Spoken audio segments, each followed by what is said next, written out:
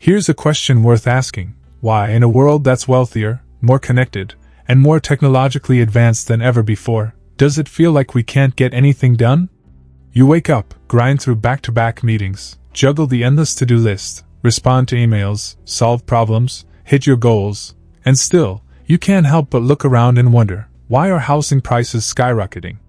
Why does building infrastructure take decades instead of years?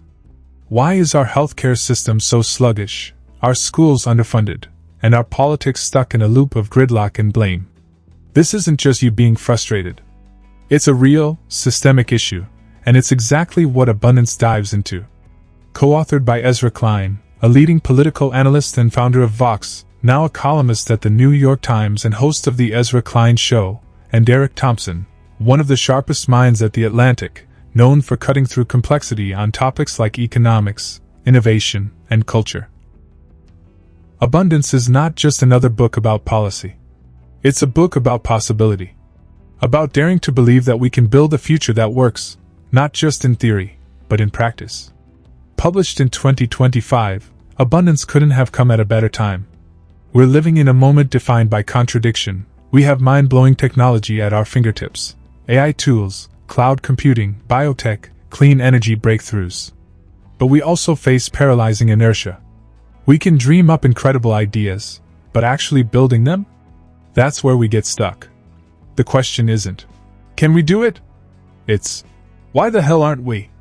And that's the heart of the book. It argues that the greatest barrier to progress today isn't a lack of money, talent, or technology. It's mindset. It's bureaucracy. It's fear of risk.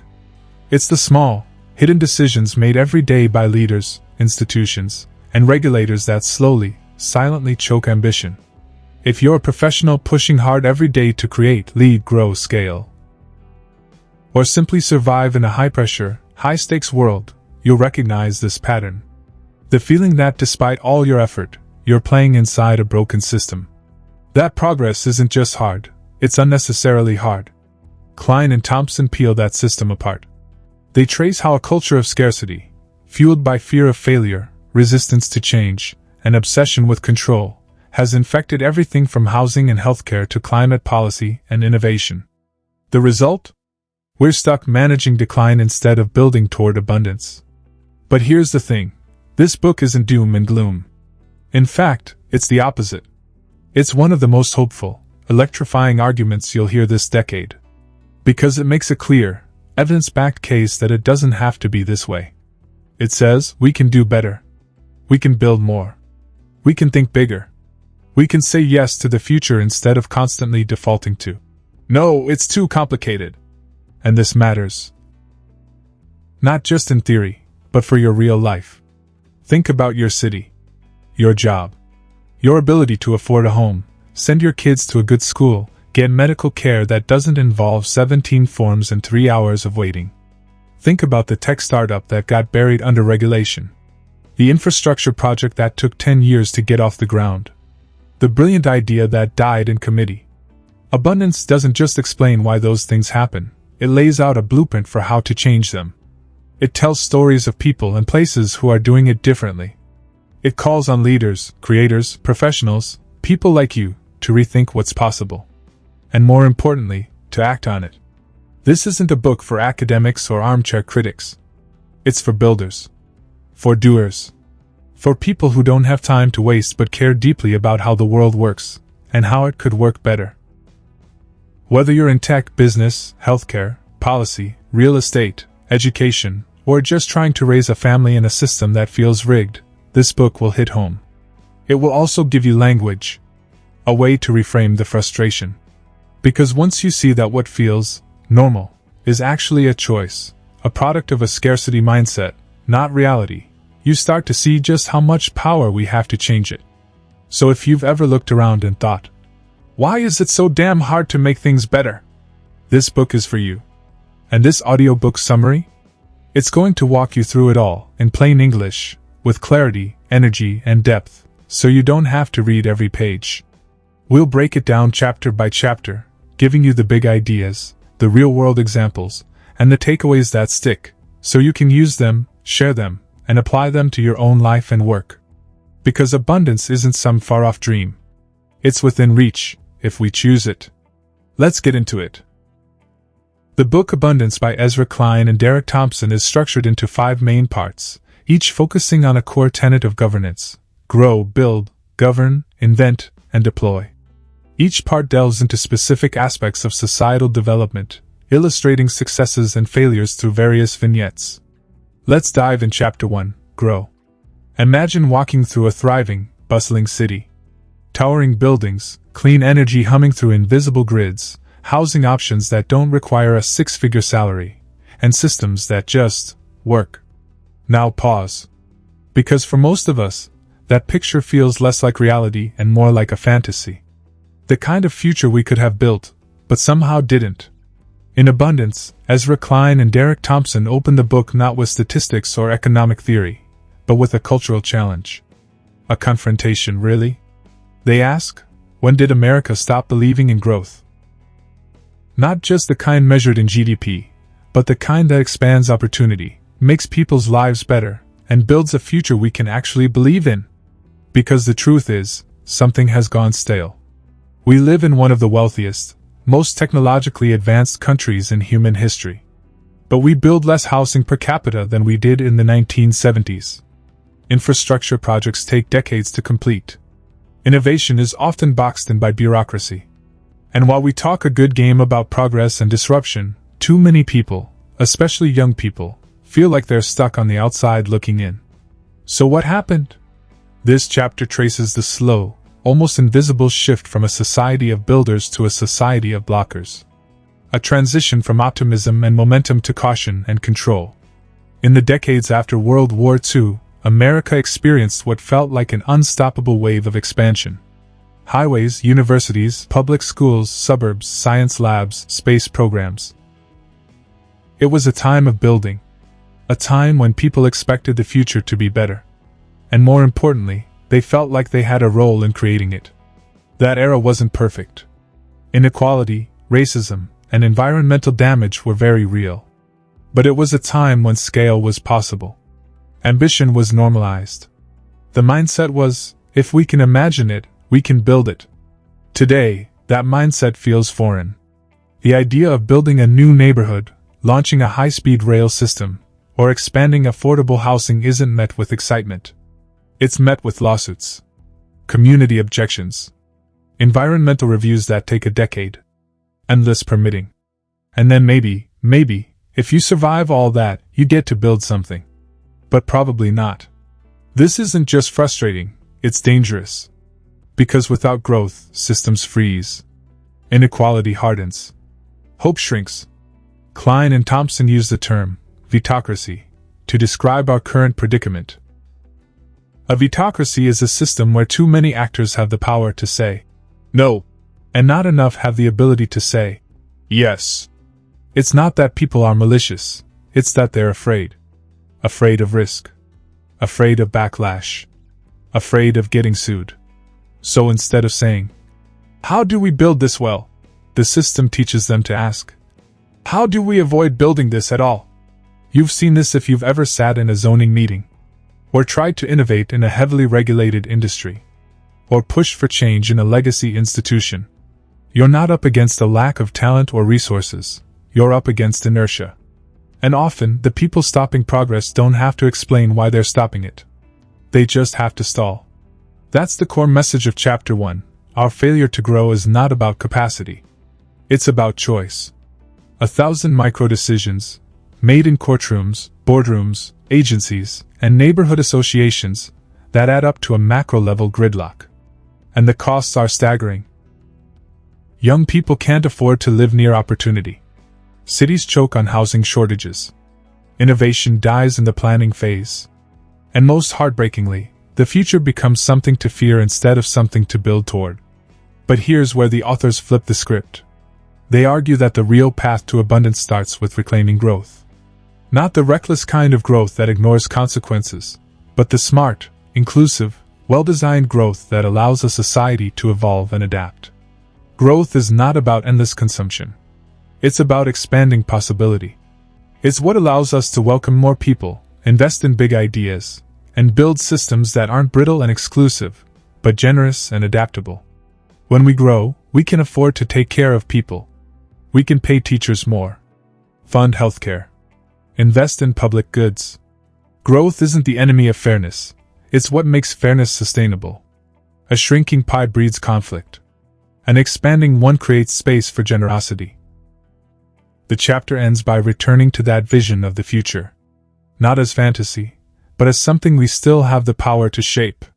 The problem isn't that we don't know how to build. It's that we've forgotten we're allowed to.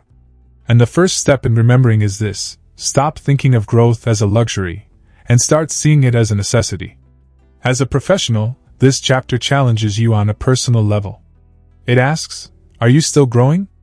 Are the systems around you helping you thrive, or holding you back? And most importantly, what would it look like if your work, your company, your city, your country actually said yes to progress again? Growth is not just about the economy. It's about energy, vision, courage. It's about building a society that doesn't just survive, but thrives. That doesn't shrink back in fear, but moves forward with purpose. And it starts by daring to believe that more is possible. Let's move into Chapter 2, Build. Think back for a moment. Not to your last project or meeting, but to a time in history when building wasn't just possible, it was expected.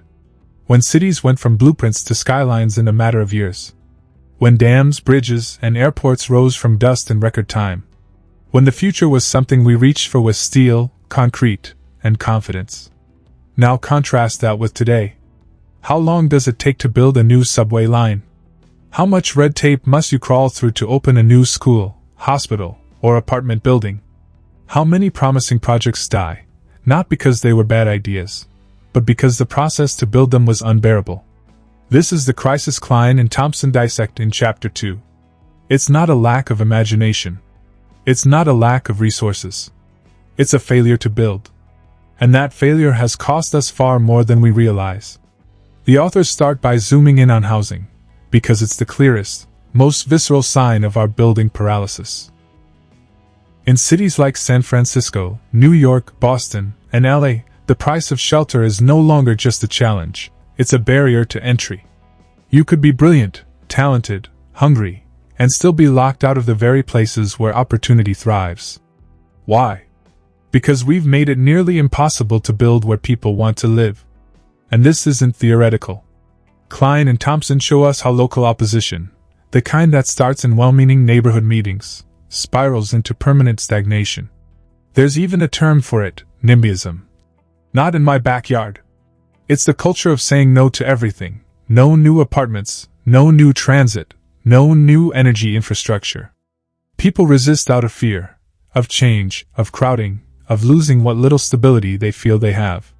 But in protecting their piece of the pie, they shrink the pie for everyone else. And this resistance isn't passive, it's baked in. Building codes, zoning restrictions, endless reviews, public hearings, legal challenges, environmental impact statements. It's a wall of maybe later that slowly becomes a quiet never. And the most heartbreaking part. The people who need the building the most, young families, low-income workers, immigrants, the next generation of thinkers and builders, are the ones most pushed out. But the issue runs deeper than housing. This chapter draws a straight line between our inability to build homes and our inability to build anything bold: clean energy systems, public transit, child care networks, health infrastructure, innovation hubs. Even projects we all agree are good ideas get stuck in quicksand. Why? Because we've created a system where the cost of saying no is zero, and the cost of saying yes is enormous. The authors introduce a chilling but accurate idea: we've become a vetocracy. A society where too many people have the power to veto progress, and too few have the power to create it. It's a culture of fear disguised as responsibility. One that rewards stalling over solving, and perfectionism over momentum. And here's where the chapter gets really personal for you, the professional, the leader, the change maker. You've seen this, haven't you? In your workplace, in your industry, in your city. That moment when a bold idea gets watered down. That spark of innovation that dies in a committee. That urge to create that gets buried under process. Maybe you've pitched something visionary, and watched it get picked apart until nothing was left but compromise. It's exhausting. And it's discouraging. But it's not irreversible. Because here's the hopeful turn Klein and Thompson offer: we can still build. We just have to choose to. They highlight cities and systems that broke the cycle. Minneapolis, for instance, made national headlines when it voted to eliminate single-family zoning, allowing more duplexes and triplexes in neighborhoods that were once frozen in time. The result? More housing, more affordability, more diversity. It wasn't easy, but it worked. Other cities streamlined their permit processes, invested in faster, smarter public infrastructure, cut timelines from years to months. And what happened? Projects got done. Progress moved. And people started to believe again. Because building doesn't just shape our environment. It shapes our mindset.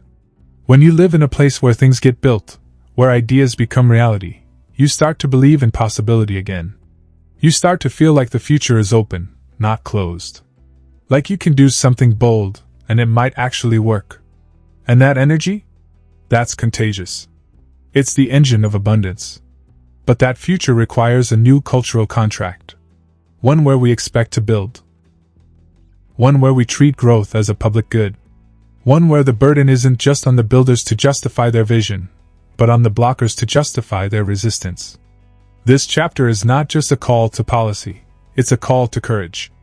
Because building takes guts. It means confronting fear. It means accepting that not everything will be perfect. That some risks are worth taking.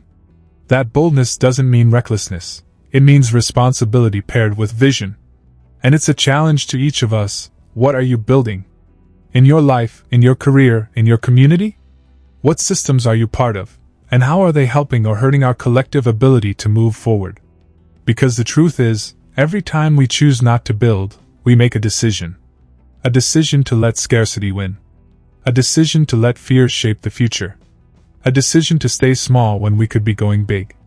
But when we build, when we really build, we expand not just structures, but possibilities. We create room for more people, more voices, more dreams. We stop fighting over the scraps and start baking a bigger pie. And in doing so, we recover something we've lost: our confidence, our energy, our belief that progress is still possible. So this chapter leaves us with a powerful idea: if we want abundance, we must be brave enough to build for it. Not later. Not someday. But now. Next is Chapter 3, Govern. We live in a world full of remarkable resources, technologies, talent, capital, and ideas, yet often, despite all this, we find ourselves stumbling in the dark, struggling to make significant change. The issue? Governance. And more precisely, the complete dysfunction we see in governing systems that are supposed to guide our future into a better, more abundant world. The problem isn't a lack of potential, it's a crisis of leadership and decision-making.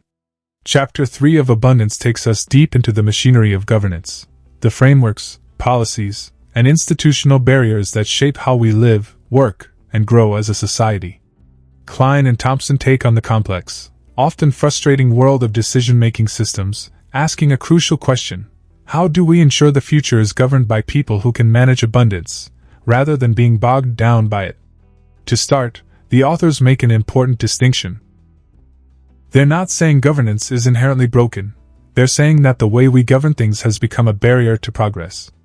Governance has become so cumbersome, so bogged down in complexity and delay, that we can no longer act with the speed or urgency necessary to handle the problems of today. This chapter paints a vivid picture of a slow, gridlocked world. Think of the bureaucracy that holds up critical infrastructure projects, the multi-year delays just to get approval for a new hospital, a bridge, or even a city park.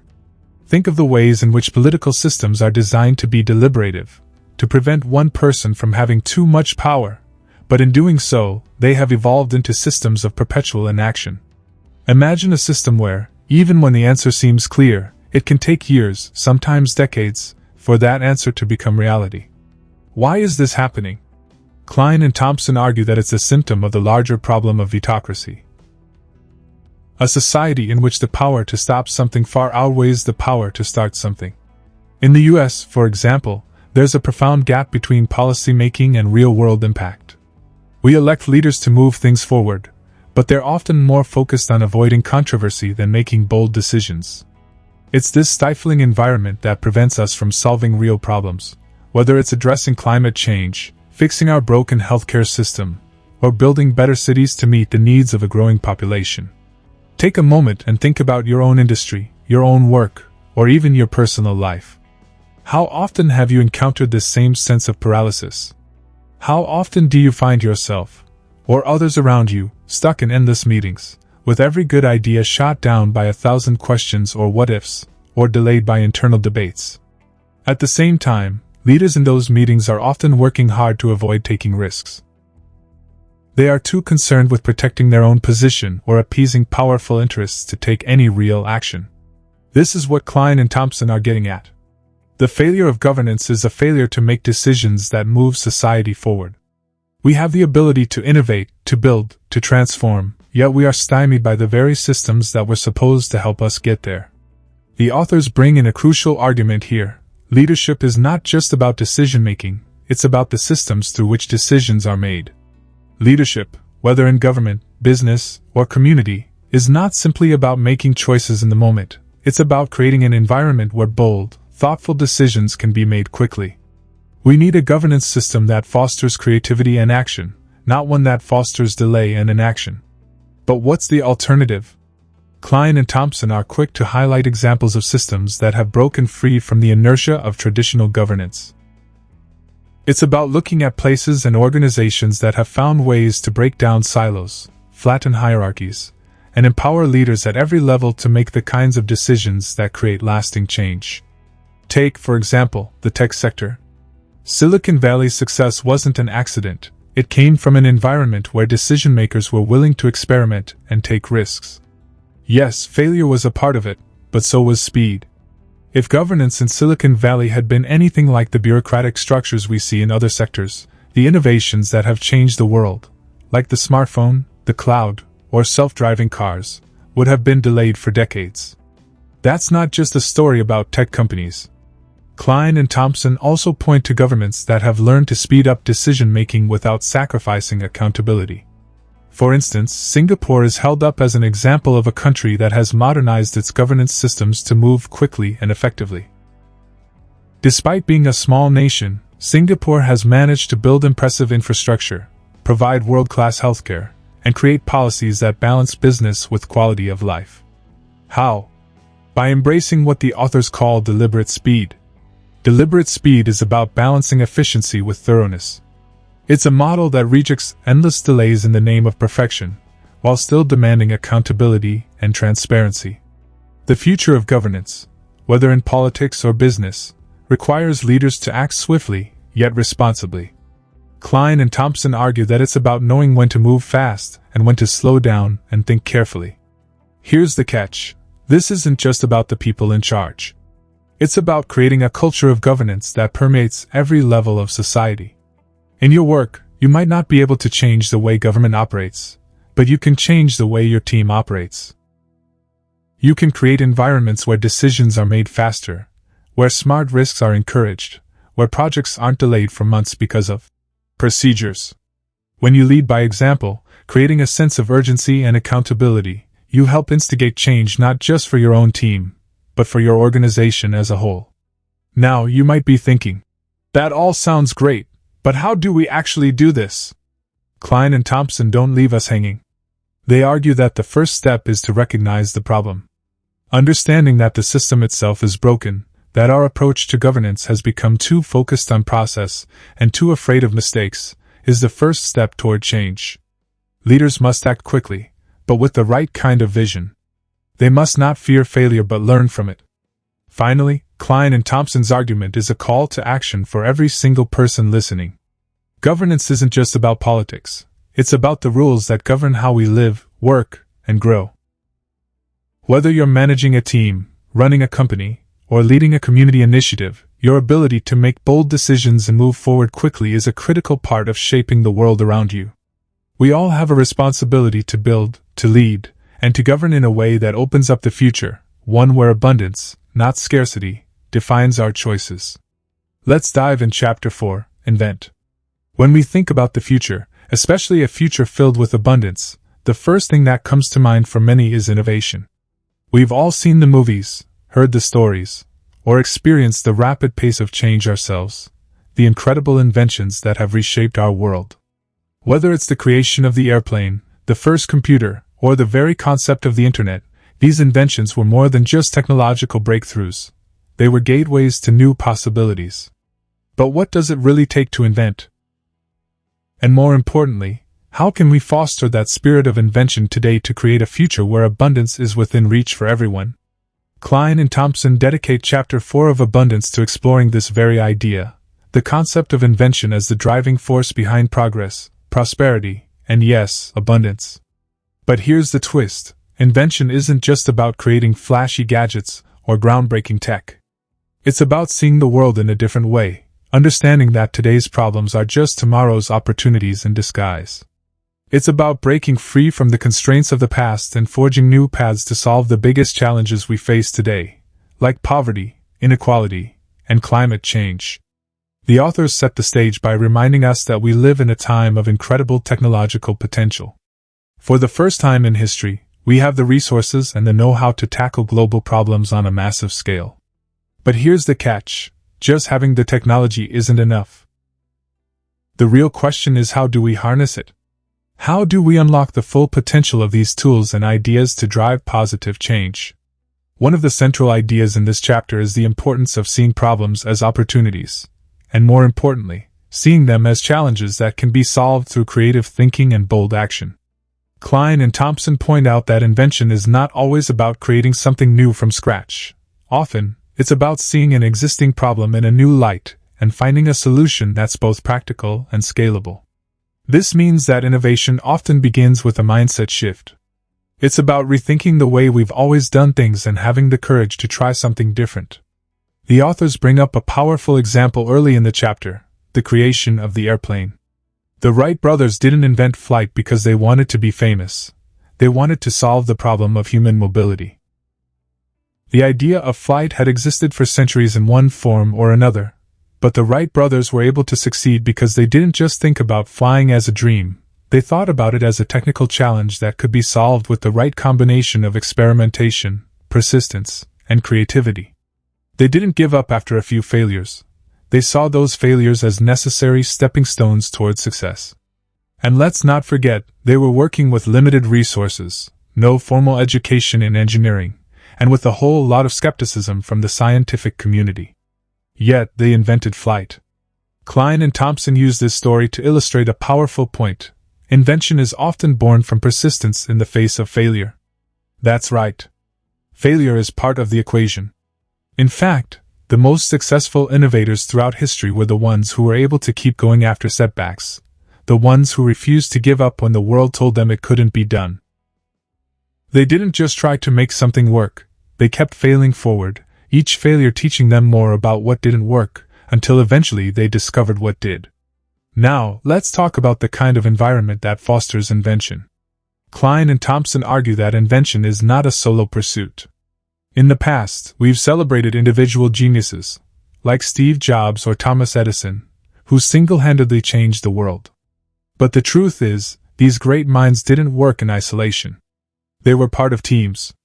They built on the ideas of others. They collaborated with scientists, engineers, and thinkers from diverse fields. Innovation isn't just about one brilliant mind, it's about bringing people together to share ideas, combine expertise, and create solutions that none of them could have come up with on their own. This brings us to a critical point the authors make about the importance of cross-disciplinary thinking. Some of the greatest breakthroughs in history have come from combining ideas from different fields.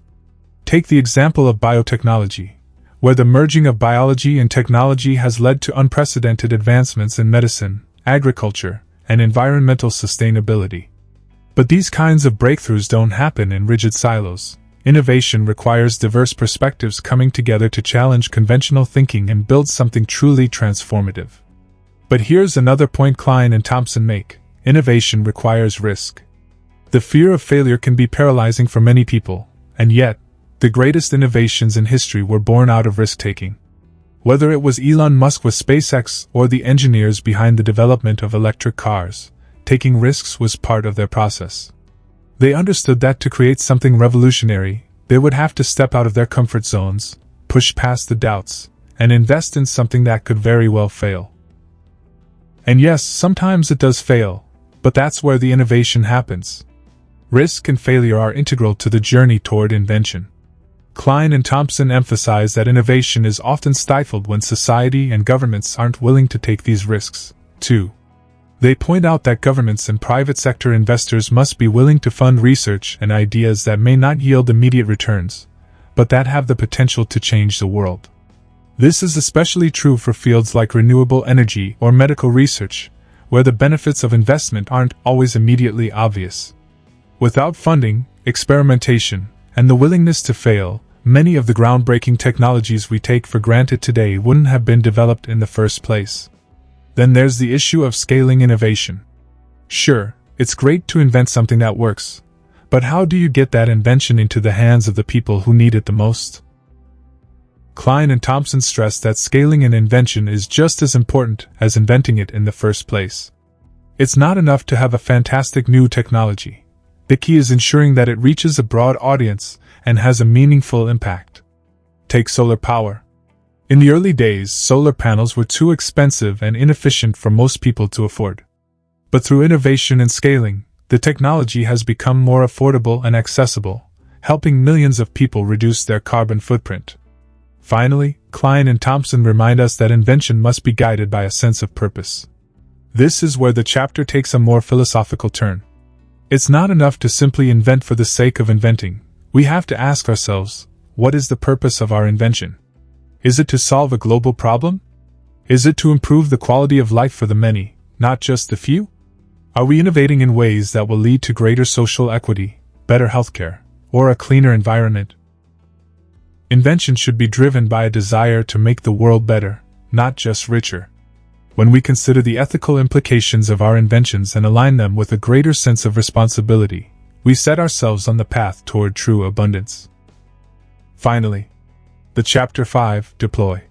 When we talk about abundance, it's easy to imagine an ideal world where everything is solved, where technology has fixed our biggest problems and the world is a better place. But here's the crucial part that often gets overlooked. It's not enough just to invent something amazing. Sure, we can have groundbreaking ideas and innovations, but without the right process to deploy those innovations into the world, they might as well never have existed. Chapter 5 of Abundance explores the often overlooked part of the innovation process: how to take a brilliant idea and bring it to life on a large scale. Deploying an idea means ensuring that it doesn't stay locked up in a lab or a corporate office. It needs to reach people, in the right places, at the right time. Klein and Thompson argue that the true magic of innovation happens after the idea has been invented. It's about what happens when that idea gets out into the world. Deployment is how you ensure that an innovation doesn't just remain a potential, it becomes a real, living solution. It's about ensuring that the idea is both practical and accessible to the people who need it the most. The chapter kicks off by discussing one of the biggest hurdles of the 21st century: timing. In many ways, timing is the unsung hero of successful deployment. It's not enough to simply have a groundbreaking product. What matters is when that product is introduced to the market. If you launch it too soon, the world may not be ready for it. If you launch it too late, someone else might beat you to it. But when the timing is right, an idea can hit the ground running, gaining traction, momentum, and acceptance in ways that seem almost effortless. The smartphone is a perfect example. While mobile phones have existed for years, the launch of the iPhone in 2007 came at the perfect moment. Mobile networks were expanding, touchscreen technology had improved, and the internet had become more accessible. The iPhone didn't just introduce a new phone, it redefined the entire concept of mobile computing. People didn't just buy a phone, they bought into a new way of living, where everything was connected, everything was streamlined, and access to information was always at their fingertips. But timing isn't the only factor at play. Deployment also requires that you think about accessibility. No matter how great an invention is, it has to be available to the people who need it. And not just available, it has to be affordable, easy to use, and something people can integrate into their lives without too much friction. Take solar power, for example. The technology to harness the sun's energy has been around for decades, but it wasn't until recently that it became a practical, scalable solution for everyday people. Why? Well, in the early days, solar panels were expensive, and the systems were difficult to install. But through innovation and mass production, the cost of solar panels dropped, and new financing options made it easier for consumers to adopt solar energy. What we see now is a growing trend where solar energy is being deployed across the globe, not just in wealthy countries but in developing nations as well, where it's helping to provide power to people who previously had no access to electricity. This shift didn't happen overnight. It took careful planning, infrastructure investment, and a commitment to making technology more accessible. This leads us to another key idea in the chapter: the importance of building the infrastructure that supports the deployment of new technologies. If an invention is the answer to a problem, then the infrastructure is the bridge that gets that answer to where it's needed. Think about electric cars. The idea of a car that runs on electricity instead of gasoline is nothing new, but the reason electric vehicles, EVs, are just starting to take off now is because the charging infrastructure needed to support them is finally catching up. It's one thing to make an electric car, it's another to make sure people have places to charge it. Similarly, if we want to make online education a worldwide success, we need to ensure there's adequate internet access and devices for people in remote or underserved areas. Without these resources, no matter how good the education platform is, it won't make a difference if people can't access it. Klein and Thompson point out that deployment also requires a strong focus on policy. Government policies play a huge role in the success or failure of innovations. Without the right policies, even the most promising ideas can get lost in red tape. That's why governments must be proactive in shaping the landscape for new technologies. Take the example of renewable energy. In the early days, fossil fuels dominated the market because they were cheaper and more entrenched. But as the dangers of climate change became clearer, governments around the world began deploying policies that made clean energy more attractive, through subsidies, tax incentives, and renewable energy standards. These policies didn't just help clean energy technologies take off, they created the conditions for an entirely new industry to flourish. However, it's not just governments and corporations that are responsible for successful deployment. The chapter emphasizes that individuals have a role to play, too. Whether you're an entrepreneur, a scientist, or a consumer, your actions matter. In many ways, the world we live in today, where abundance seems like a very real possibility, is shaped by millions of small decisions made by everyday people. Think about all the ways that consumers have helped to deploy new technologies simply by choosing to adopt them. When people started buying smartphones, they didn't just buy a new gadget, they helped change the way the world communicates. Deployment also isn't just about mass production or global rollout. It's about ensuring that the technology is sustainable in the long run. This is where scaling comes into play. Scaling isn't just about reaching more people, it's about ensuring that what you're deploying will continue to work effectively over time. Whether it's a healthcare solution, a renewable energy initiative, or a new form of communication, it's critical that the systems we put in place are robust and scalable, meaning they can adapt to growing demands, challenges, and new insights as they come. Finally, Klein and Thompson highlight the collaborative nature of deployment. No single entity can deploy a game-changing idea on its own. Deployment requires partnerships. Whether between businesses, governments, nonprofits, or local communities. Only through collaboration can we ensure that innovation reaches its full potential. In fact, some of the most successful deployments have occurred when diverse groups have come together, bringing different perspectives, skills, and resources to the table. The open source movement is a great example of this collaboration in action, where tech developers around the world share their code and ideas freely to help solve common problems. By the end of this chapter, Klein and Thompson remind us that deployment isn't just about getting a product or service into the hands of consumers. It's about creating a sustainable impact. Whether it's healthcare, clean energy, or education, the true potential of any innovation lies in its ability to make life better for everyone. But to get there, we have to ensure that our ideas are not just conceived in a lab. They must be deployed into the world in ways that are accessible, sustainable, and transformative. This is how we create the future of abundance. As we bring our journey through abundance to a close, there's one undeniable truth: we're living in a time of immense possibility. Ezra Klein and Thompson's vision isn't just about a world where problems get solved. It's about a new reality where solutions to our most pressing issues are within reach, thanks to human ingenuity, technological advancements, and our collective drive to make the world a better place. And what's exciting is that we're just getting started. The most profound takeaway from abundance is that we are not constrained by scarcity. For so long, we've been taught to focus on the limitations of the world, the shortage of resources, the inability to solve complex global problems, the ever-growing challenges we face in healthcare, education, the environment, and more. But Klein and Thompson challenge this view, presenting a radically different perspective. Abundance isn't some distant, unrealistic utopia. It's something that's already unfolding in front of us. The breakthroughs we've already witnessed, from life-saving medical technologies to sustainable energy solutions, are signs that the future can be much more optimistic and hopeful than we often believe. The truth is, we have the tools, the technology, and the resources to shape a world where abundance is the norm, not the exception. The power of innovation is one of the driving forces in the book. Klein and Thompson highlight how innovation is the lifeblood of abundance. It's easy to forget that every great leap forward in history started with a single idea. Think of the smartphone. Before Apple revolutionized the way we communicate, there was a world where communication wasn't as instant, as portable, or as connected as it is today. The invention of the internet, the rise of electric cars, and even breakthroughs in space exploration show us just how far human ingenuity can take us.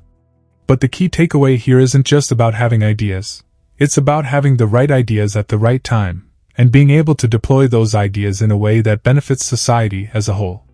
What abundance offers us is an understanding that the pace of technological change is only accelerating. And with that acceleration comes the potential for transformation, real transformation. But here's the catch: innovation isn't enough. Klein and Thompson drive home an essential point: deployment is just as critical. Without the ability to get the right solutions into the hands of the right people, these brilliant innovations can remain locked away in labs or boardrooms. It's not enough to create a groundbreaking product or service. You have to think about how it gets out into the world. How it gets adopted, scaled, and made available to those who need it the most. This is where the book's call to action is crystal clear. Abundance will come when innovation is deployed in ways that are accessible, scalable, and sustainable. But what does that really mean for us, as individuals, in our everyday lives? It means that we all play a role in this movement. Whether you're a technologist working on the next big breakthrough, an entrepreneur trying to solve an unmet need, or simply someone trying to make a difference in your community, you have a part to play in the unfolding story of abundance. You don't have to wait for a monumental change to happen. You can be the change. Klein and Thompson urge us to think differently. They encourage us to focus on possibility, to ask the right questions, and to seek solutions that benefit everyone, not just a select few. Think about the challenges we face in today's world. Whether it's access to clean water, education, affordable healthcare, or climate change, the solutions are out there. They exist. And in many cases, they're already being deployed. Consider the rise of clean energy. Solar, wind, and other renewable resources are becoming more efficient and more affordable every day. Or the growing trend of digital education platforms, which are making learning accessible to students around the world. Even agricultural innovations, like vertical farming and lab-grown meat, are showing us that we can feed the world sustainably. These aren't futuristic ideas. They are happening right now. And that's what Klein and Thompson want us to recognize. The future of abundance is already unfolding. We are living in a time when these solutions aren't just ideas, they're in action. And that's why the book is so inspiring. It's not some abstract vision of a better world. It's a practical, actionable blueprint for how we get there. But, as the authors remind us, we can't do it alone. Collaboration is the key to scaling these ideas. Partnerships between governments, businesses, nonprofits, and individuals are what make abundance possible. We need people from all walks of life, from technologists to educators, policymakers to community leaders, to come together and work toward the common goal of improving the quality of life for everyone. And that means not only thinking globally but also acting locally. Every small step you take in your personal life, in your work, in your community, contributes to the larger movement of abundance. One of the most powerful aspects of this book is that it forces us to ask big questions. Questions like, what do we want our future to look like? What kind of world do we want to create for the next generation? Klein and Thompson ask us to dream big, but they also encourage us to take action, because without action, dreams remain just that, dreams. If we truly want to see a world where everyone has the opportunity to thrive, we need to be proactive, innovate, collaborate, and perhaps most importantly, believe in the possibility of abundance. The biggest takeaway here, then, is that abundance isn't just a concept, it's a call to action. It's a challenge to think differently about the world, to believe that we can solve the problems that have long felt insurmountable. Whether it's working in technology, business, social entrepreneurship, or even just supporting policies that drive positive change, we all have a role to play. The book asks us to open our minds to the infinite potential of human creativity and innovation. The future isn't something that just happens to us, it's something we actively create. And the best part? We're all part of that creation. So, let this book inspire you to take the next step, whatever that may be. Whether it's tackling a problem at work, embracing a new technological innovation, or simply helping to make a difference in your community, remember that the world of abundance is waiting for you to step into it. It's not a future that's coming, it's one that's being built right now. And you have everything you need to be a part of it. If you found this summary insightful and valuable, don't forget to show your support by subscribing to the Mindful Brief on YouTube. Hit the like button if you enjoyed this audiobook summary, share it with your peers, friends, or family who might benefit from it, and leave a comment below with your thoughts. Your engagement helps us create more in-depth and valuable content for you. Stay tuned for more summaries, insights, and strategies to elevate your knowledge and career. Subscribe now and be part of the journey.